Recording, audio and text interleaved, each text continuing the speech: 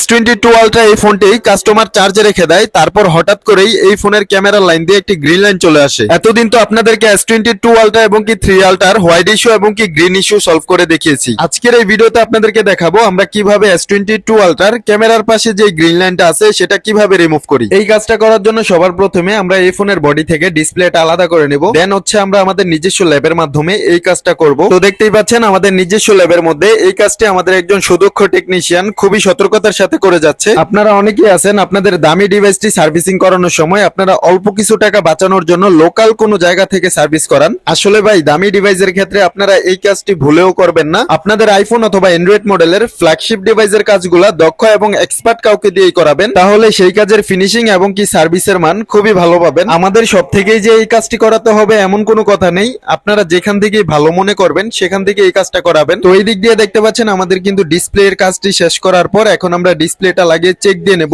যে ডিসপ্লেটা ওকে হয়েছে কিনা। অনেকক্ষণ যাবত ডিসপ্লেটা চালানোর পর আমরা বুঝতে পারলাম যে ডিসপ্লেটা প্রপারলি ওকে হয়ে গেছে। এখন আমাদের কাজটি কমপ্লিট। তো আপনাদের আইফোন অথবা অ্যান্ড্রয়েড মডেলের ফ্ল্যাগশিপ ডিভাইসের যে কোনো সমস্যার জন্য চলে আসতে পারেন আমাদের আইফোন ল্যাবে। আমাদের আছে দক্ষ টেকনিশিয়ান যারা আপনার কাজটিকে খুবই সতর্কতার সাথে সম্পূর্ণ করে দিবেন।